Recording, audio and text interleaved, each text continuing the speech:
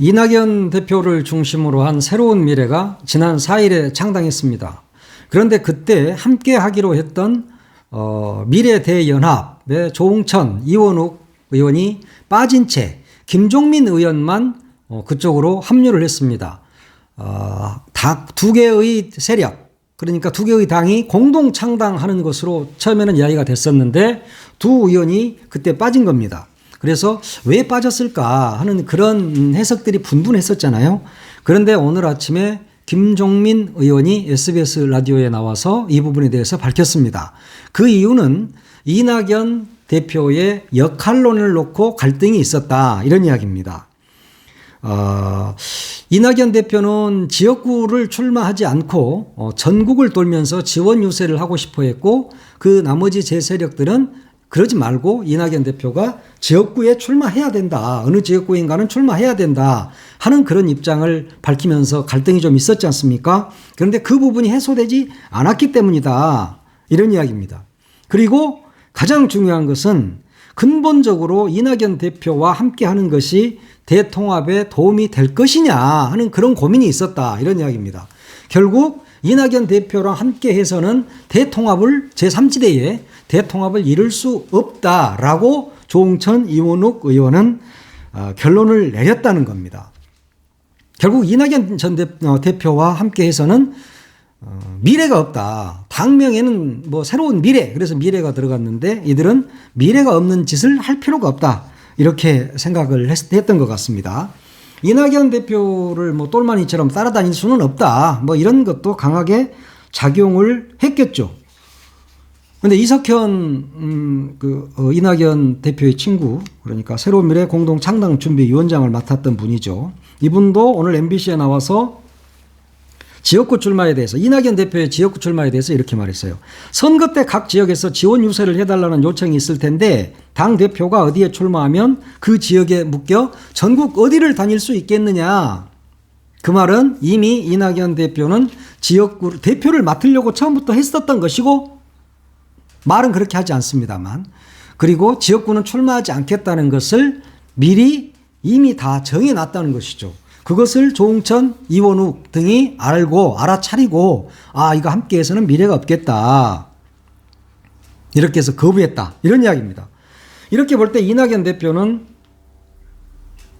사지나 다름없는 지역구로 가지 않고 지원 유세라는 명목으로 뒤에서 뭐 이렇게 조종이나 하는, 뒤에 숨겠다, 이런 것을 생각했던 겁니다. 그런데 이제 다른 국회의원들이, 조응천이나 이원욱이 다 이미 알아차렸던 거죠.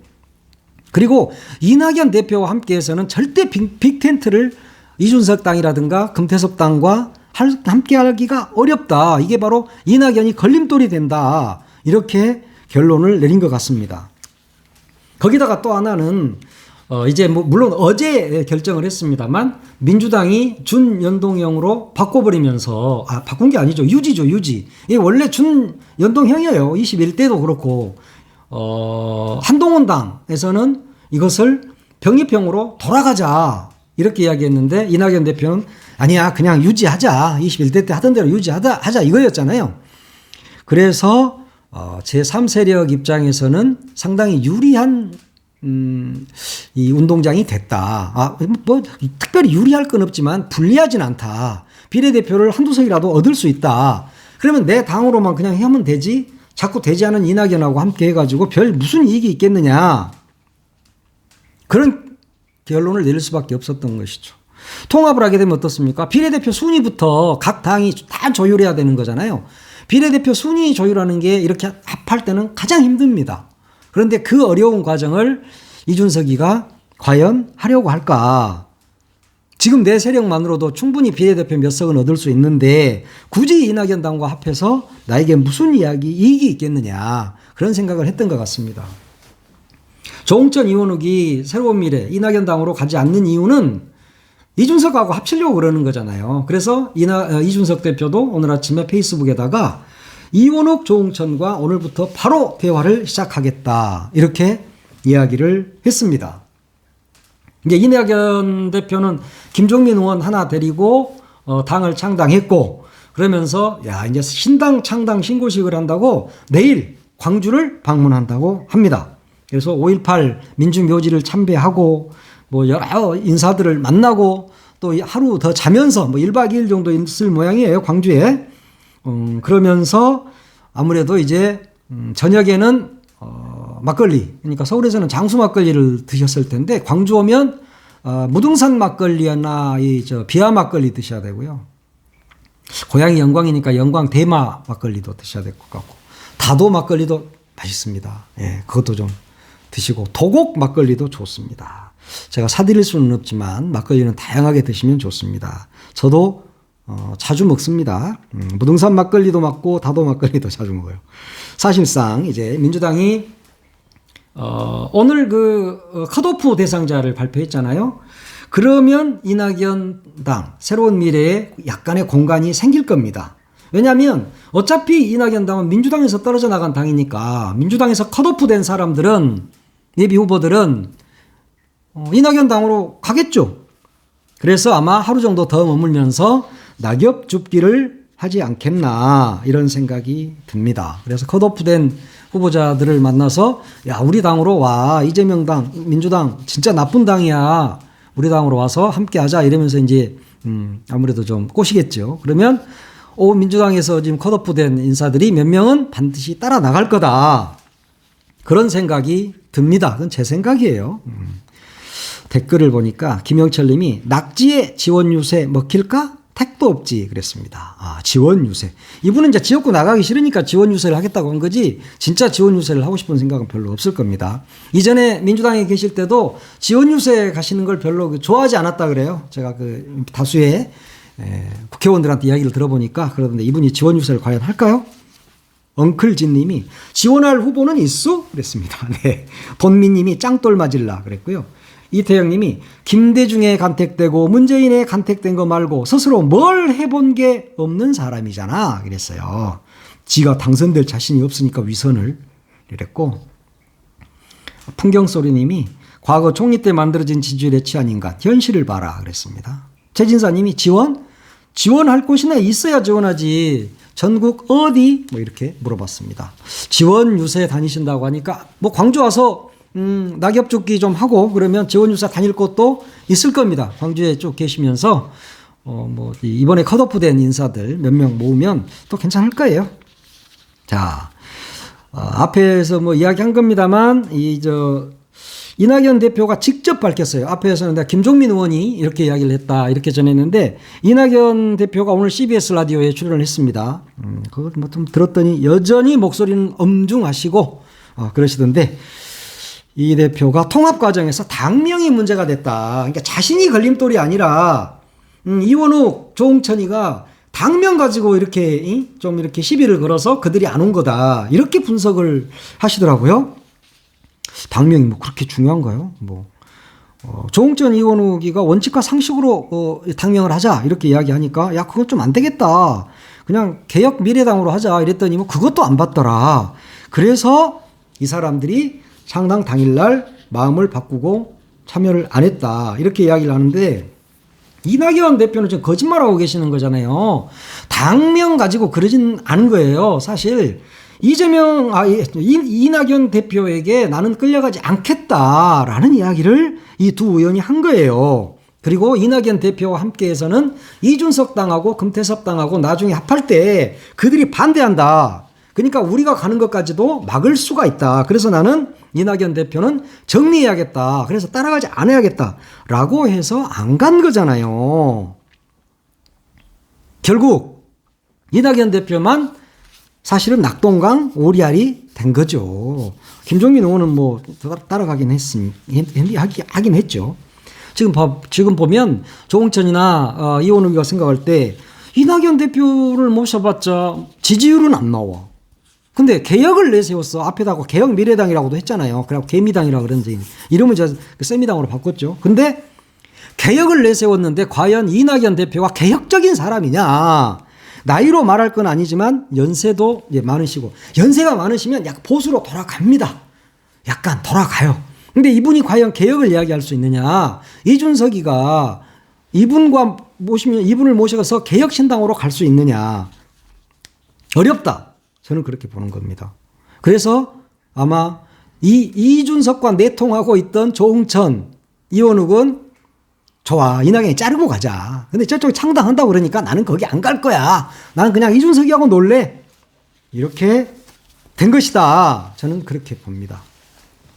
조응천 의원이 또 오늘 아침에는 BBS 불교방송 전영실의 아침 저널에 나왔어요. 그래서 통합 경로에 대해서 미주알 고주알 떠드는 것은 결코 빅텐트 완성에 도움이 되지 않는다라고 이낙연 대표를 직격했습니다. 언론에 일방적으로 시시콜콜하게 말하는 사람이나 세력은 빅텐트를 생각하지 않고 자기 정치를 하는 사람이다. 예. 조응천 의원 본인도 자기 정치하는 사람이잖아요. 자기 정치하니까 다 남도 자기 정치한지 알아. 사실은 다 자기 정치합니다. 국가와 미래와 뭐 민족과 청년과 서민을 위한다고 하지만 다 개뿔 같은 소리. 개뿔 뜯어먹는 소리야 그거. 다 지 자신을 위해서 하는 거잖아. 그리고 당신 가문을 위해서 하는 거잖아. 가문의 영광을 위해서. 그러니까 그냥 그런 헛소리 말고 나는 국회의원 감이 돼. 공부 잘했어. 검사도 했어. 뭐 그러니까 내가 할 거야. 이렇게 말해야지. 무슨 뭐 헛소리 하지 말고. 다 자기 정치하는 사람들이지. 뭐 자기의 미래, 내 개인이 영달을 위해서 하는 거잖아요. 내 자식들 앞으로 잘 되고 우리 아버지 국회의원 했어라고 뭐 이야기할 수 있도록 하기 위해서 하는 거지. 뭐 당신들이 무슨 너무 국가 같은 소리 하고 있어요. 그런 말도 안 되고. 이석현 전 국회 부의장이 이원욱 조응천을 향해서 마음이 콩밭에 가 있었다. 그러니까 이미 처음부터 합할 생각이 별로 없었다. 근데 자꾸 국민들만 혼란스럽게 한 못된 인사들이다. 저는 그렇게 생각이 듭니다. 댓글에서 전영 노을님이 이제야 정신이 드냐? 낙엽이 따르는 자는 호남 일부 광주 영령을 팔아먹은 자들밖에 없다는 것을 그랬어요. 제우스님이 그냥 정치를 하지 마라. 평론가로 종편이나 기웃거려라 그랬어요. 예. 종편에서 평론은 하더라고요. 예. 그러니까 그쪽으로 가는 게 오히려 나을 거다. 결국은 이번에 이제 국회의원 떨어질 거니까 떨어진다 이러면 선거법 위반 아니죠. 떨어지게 내가 할 거야 막 하면서 막 가서 난동을 부려야 하는 거고. 떨어지면 종편 TV조선 채널A 가서 평론가 하시면 좋을 것 같습니다. 또 어느 분이 개혁신당 가고 싶은데 핑계는 그랬어요. 저도 그렇게 봅니다. 개혁신당 가실 분들이다. 자, 여론조사 꽃에서 나온 여론인 조사가 결과가 있어서 하나를 보고 가겠습니다. 요즘 한동훈이가 자꾸 입만 열면 86운동권 청산론을 막 이야기하잖아요. 86운동권 청산 뭐 이러면서 어디 가나 그런 말을 하더라고요. 그런데 여론조사 꽃에서 조사를 해봤어. 지난 2일부터 3일까지 전국 만 18세 이상 남녀 1,011명을 대상으로 한 전화 면접 조사입니다. 자, 한동훈이가 주장하고 있는 86운동권 청산, 또 이재명 대표, 민주당 대표가 주장하는 검찰 독재 청산, 어떤 것이 현 시대 정신이라고 보느냐 이렇게 물어봤습니다. 그러니까 52.3%가 검찰 독재 청산이다. 그리고 운동권 청산도 31.7%다. 이렇게 응답을 했습니다. 검찰 독재 청산이 무려 52.3%다. 국민들은 지금 그렇게 생각하고 있다는 겁니다. 뭐 국민의힘 지지층이니 민주당 지지층 이런 건 별 의미 없어. 다 자기 편 이야기만 하니까. 자, 중도층을 봅시다. 중도층 검찰 독재 청산 55.9%예요. 검찰 독재를 청산해야 된다. 이번 22대 총선은 제가 늘 이야기하잖아요. 22대 총선의 시대 정신은 검찰 독재를 청산해야 된다. 용산으로부터 검찰을 싹 쓸어버려야 된다. 용산이 꽂은 검찰들. 그놈들이 이제 국회에 들어와서 무슨 짓을 할 겁니까? 이 검찰 독재가 사법부까지 완전히 마비시킬, 사법부라 했다. 입법부까지, 제가 정신이 오락가락해. 공부를 잘못해서 그래요. 입법부까지 장악하게 된다. 이것들을 다 정리해야 된다니까요. 검찰당이, 국민의힘이 검찰당이잖아요. 법무부 장관 하던 놈이 퇴임하자마자 바로 그대로 들어와서 비대위원장 한 당이 국민의힘 아니에요? 국민의힘 지지자들 검찰을 좋아해 다들. 자, 다음 총선에서 야당을, 정권 심판을 위해 야당을 지원해야 된다. 56.1% 나왔어요. 여당에 힘을 실어줘야 된다도 36.5%. 와, 딱 요 정도가 윤석열 지지율이네. 이건 볼 것도 없지만 다음 총선에서 승리가 바람직한 정당 민주당 39.8%. 야, 40%예요. 그리고 국민의힘 이런 것들은 30%밖에 안 되고 새로운 신당 여기는 6.5%가 나왔습니다.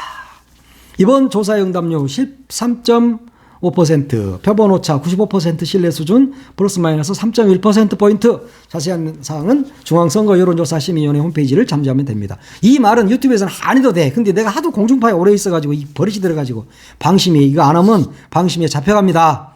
그래가지고 막 재판하듯이 제가 몇 번 잡혀가 봤어요. 지금 한동훈이가 김경률이를 앞세워서 지금 까불고 있지요. 그런데 국민들은 한동훈이가 초딩 수준이다. 지금 386이나 86 창산이나 이야기하고 있을 때입니까? 이래. 김포 가서는 뭐 목련꽃이 피면 김포는 서울이 됩니다. 야, 목련꽃 내일 모레 펴. 절차가 얼마나 복잡한데 이씨. 말 같지 않은 소리를 김포 시민들을 어디 쪼다 병신으로 하냐? 한동훈이 네 수준인지 알아? 깎아본 놈아. 하여튼 운동권 정산이라는 걸 내세워서 색깔론 뭐 이걸로 이번 총선을 치러보려고 하는 모양인데 국민이 바보입니까? 내가 바보입니까? 한 사람은 뭐 용산에 지금 앉아있지.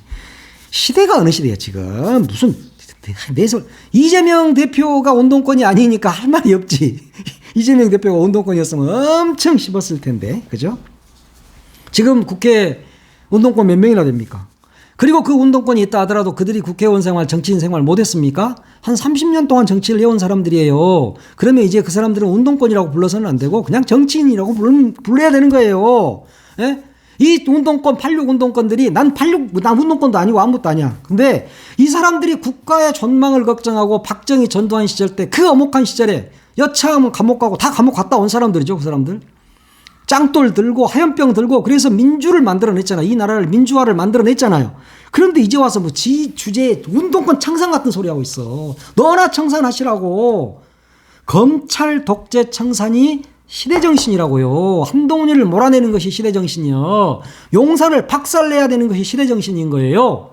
한동훈 씨 아셨죠? 네. 뭐 네가 뭐 이거 포기하겠어? 그러니까 내가 막말하는 거야. 너 막 이러면서 어차피 안 볼 거니까. 검찰, 독재, 청산 이것이 바로 21대 총선의 시대정신이다. 저는 그렇게 봅니다. 네, 오늘은 여기까지 하겠습니다.